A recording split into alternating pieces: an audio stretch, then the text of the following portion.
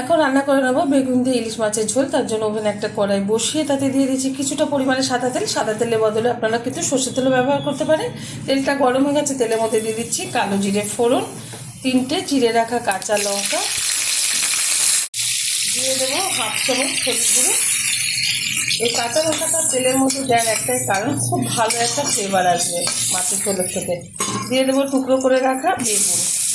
আমি অর্ধেক বেগুন টুকরো করে এবং লম্বা লম্বা করে কেটে নিয়েছি। আর এটা ভালো করে দিয়ে পরিষ্কার করে একটু নাড়াচাড়া করে নেবো, খুব বেশি ভাজবো না বেগুনটা।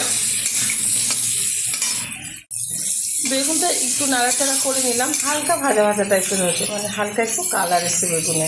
এখন দিয়ে দেবো এর মধ্যে ধুয়ে রাখা ইলিশ মাছ। ইলিশ মাছটা ছোটো সাইজের, সেই কারণে আমি এটা ঝোল করে নিচ্ছি। নাহলে কিন্তু বড় সাইজের একটু ভাপিয়ে নিতাম, ছোটো ইলিশ ভাপালে আমার ভালো লাগে না, সেই কারণে একটু ঝোল করছি। এখন দেবো পরিমাণ মতো লবণ।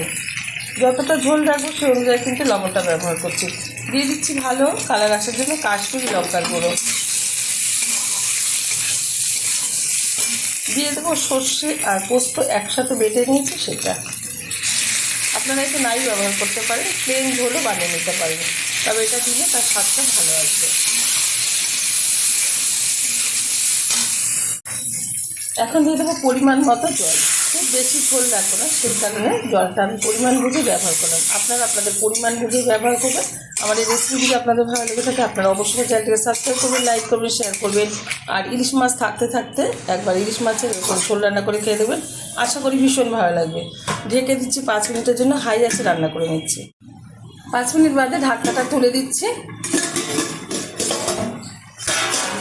খুব সুন্দরভাবে কিন্তু ইলিশের ঝোলটা হয়ে গেছে, বেগুনগুলো খুব ভালোভাবে নরম হয়ে গেছে। যে এই অবস্থাতেই আমি নামিয়ে নেব, ঢেলে দেবো একটা পাত্রে। গরম গরম ভাতের সাথে গরম গরম ইলিশ মাছের ঝোল সার্ভ করবো। আপনারা অবশ্যই ট্রাই করবেন, আশা করি আপনাদের ভীষণ ভালো লাগবে।